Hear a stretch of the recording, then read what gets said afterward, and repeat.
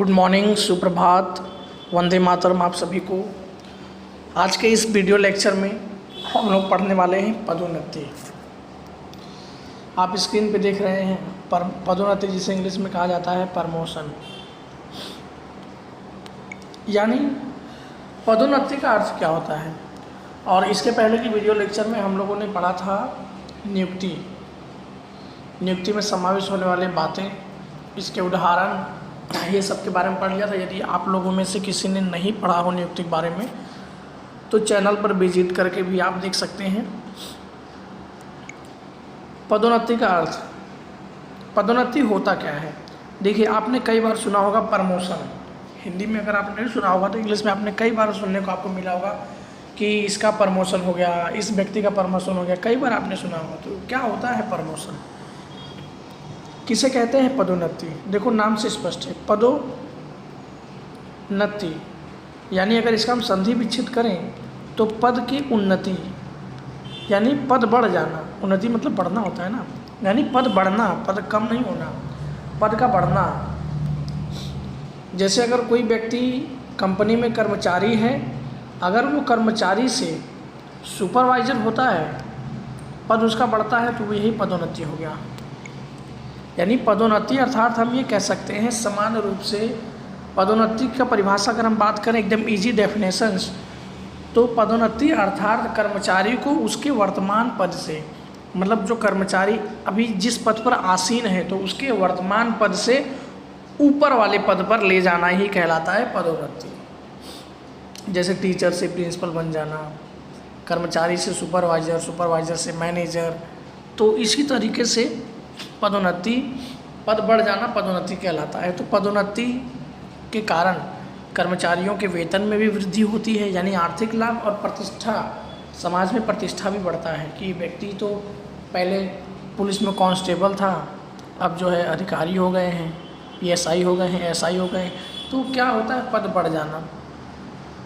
पद बढ़ जाने से व्यक्ति का आर्थिक लाभ होता है, प्रतिष्ठित दर्जा भी प्राप्त होता है।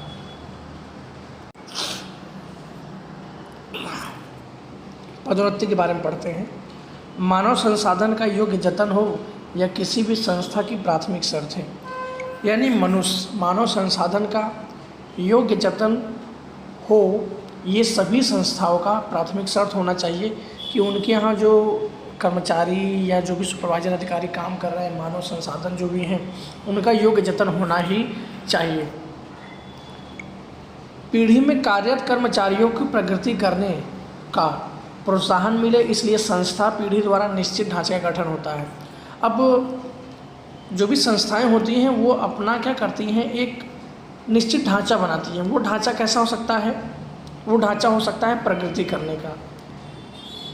ऐसा नहीं कि प्रगति मतलब एक उनका सिस्टम ही होता है, कोई अच्छा काम न करे तो डिमोशन दे दो। हो सकता है प्रमोशन मिलते हुए वो अच्छा काम नहीं करना शुरू कर दिया तो फिर वापस उसको उसी पद पर भी आ सकता है, उसे डिमोशन कहते हैं।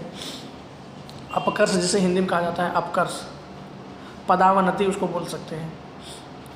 तो पीढ़ी में कार्यरत कर्मचारियों को प्रगति करने का प्रोत्साहन मिले, इसलिए संस्था पीढ़ी द्वारा एक निश्चित ढांचे का गठन किया जाता है।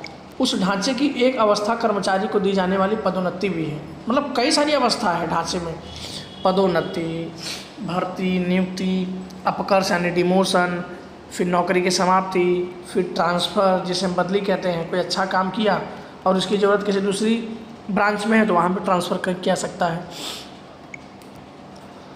पदोन्नति अर्थात बढ़ती, मतलब पद का बढ़ जाना, उसे वही कहलाता है पदोन्नति। समान रूप से पदोन्नति के कारण कर्मचारियों को उसके वर्तमान पद से ऊपर के पद पर ले जाना ही कहलाता है पदोन्नति। ये तो इजी डेफिनेशंस है कि समान रूप से पदोन्नति के कारण कर्मचारियों को जो उसके वर्तमान पद है उसके ऊपर के पद पर ले जाना ही कहलाता है पदोन्नति।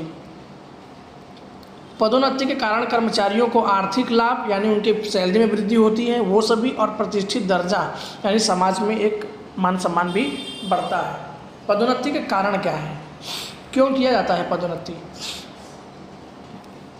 पहला, कर्मचारियों को नौकरी में निश्चित वर्ष पूरा करने पर पदोन्नति दी जाती है। मतलब जब कर्मचारी को नौकरी पर रखा जाता है तो एक टर्म एंड कंडीशन होता है कि आपको इतने वर्ष के बाद पदोन्नति दी जाएगी, तो अगर वो निश्चित वर्ष पूरा हो गया तब उसको पदोन्नति दी जाती है।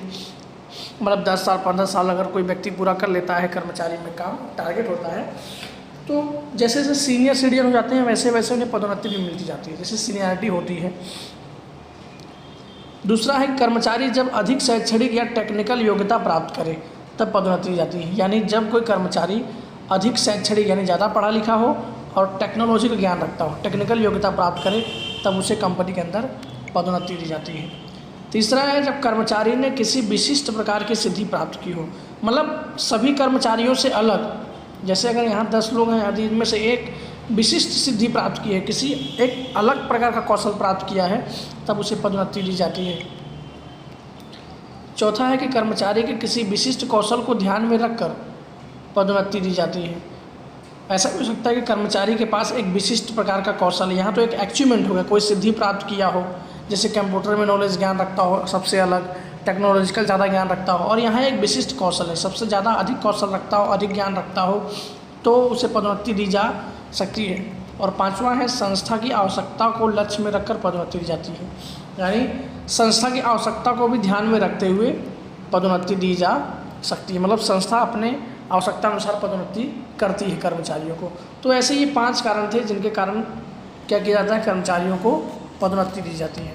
पदोन्नति के उदाहरण पढ़ लेते हैं। पदोन्नति संबंधी नमूने का पत्र, Mehta brothers, phone number, email. आपको एग्ज़ाम में इतना भी आ सकता है कि पदोन्नति संबंधी नमूने का पत्र लिखिए, तो आप अपने मन से यहाँ किसी कंपनी का नाम, यहाँ फ़ोन नंबर, ईमेल और कंपनी का एड्रेस लिख सकते हैं, और जिस दिन लिखा जाएगा उस दिन की तारीख। किसको लिखा जाएगा, उसका नाम श्री विद्युत देसाई को लिखा जा रहा है। विद्युत देसाई क्या है, सीनियर क्लर्क हैं, कौन से विभाग में, अकाउंट्स विभाग में, मेहता ब्रदर्स महसाणा। विषय पदोन्नति की जानकारी देने हेतु पत्र।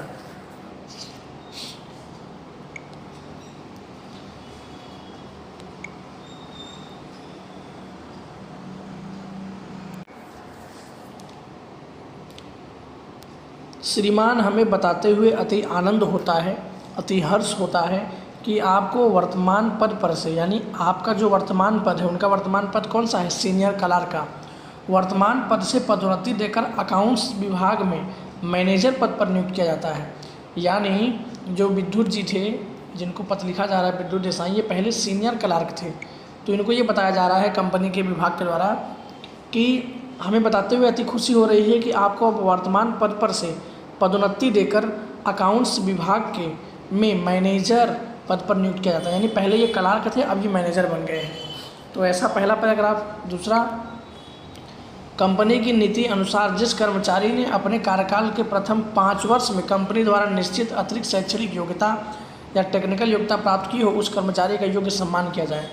मतलब आगे ये बता रहे हैं कि कंपनी के नीति अनुसार, यानी कंपनी के नियम के अनुसार, कंपनी की पॉलिसी के अनुसार जिस कर्मचारी ने अपने कार्यकाल के प्रथम 5 वर्ष में, यानी जो काम करते हैं उस 5 वर्ष में कंपनी द्वारा निश्चित अतिरिक्त शैक्षणिक योग्यता, यानी जो योग्यता है उसके अलावा कुछ और योग्यता शैक्षणिक प्राप्त किया हो और टेक्निकल योग्यता प्राप्त की हो, तो उस कर्मचारी का योग्य सम्मान किया जाए, ऐसा कंपनी के नियम में है। तो योग्य सम्मान का मतलब यही हुआ कि पदोन्नति दी जाए, बदली किया जाए, वेतन बढ़ाया जाए।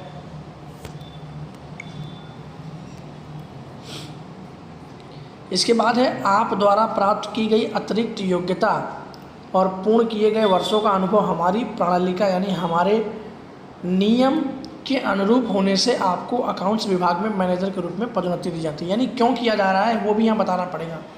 पदोन्नति क्यों की जा रही है, ये बता रहे हैं कि आप द्वारा प्राप्त अतिरिक्त योग्यता, शैक्षणिक योग्यता और पूर्ण किए गए वर्षों का अनुभव, जो आपने प्रथम 5 वर्षों में जो आपका एक्सपीरियंस है, जो अनुभव है, वो हमारी कंपनी के प्रणालिका के अनुसार है। इसीलिए आपको अकाउंट्स विभाग में अब मैनेजर के रूप में पदोन्नति दी जाती है।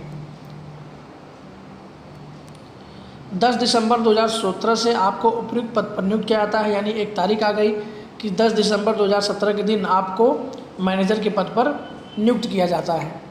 नौकरी की बदली शर्तें, नया वेतन स्तर, यानी नौकरी की अब जो शर्तें होंगी वो क्या होंगी, आपकी नई सैलरी क्या होगी, मिलने योग्य अन्य भत्ते, यानी अन्य दूसरी जो लाभ है वो क्या क्या होंगे, सैलरी क्या होगी, शर्तें क्या होंगे, ये जानकारी पत्र के साथ संलग्न है। यानी पत्र के साथ एक और भी लेटर जोड़ा गया जिसमें सब कुछ लिखा हुआ है, सैलरी के बारे में, भत्ते के बारे में। इस पत्र में बताई गई तारीख से आपको मैनेजर के पद पर कार्य करना होगा। यानी 10 दिसंबर 2017 के दिन से आपको मैनेजर के पद पर कार्य करना होगा। शुभकामनाएं। आपका विश्वसनीय घनश्याम चौधरी, कर्मचारी संचालक है वहाँ के, यही पत्र लिख रहे थे। संलग्न पत्रक, नकल की रवानगी, देखो समझ लो नकल की रवानगी सीसी, कार्बन कॉपी क्या होता है। संलग्न में पत्र के साथ क्या जोड़ा गया था, एक पत्रक और जोड़ा गया था जिसमें सैलरी, भत्ता, ये सब के बारे में बताया गया था। नकल की रवानगी का मतलब होता है कि इस कॉपी का जेरोक्स और किस किस विभाग को भेजा गया है। इस पत्र का जेरोक्स प्रशासनिक विभाग, वित्तीय विभाग को भी भेजा गया है।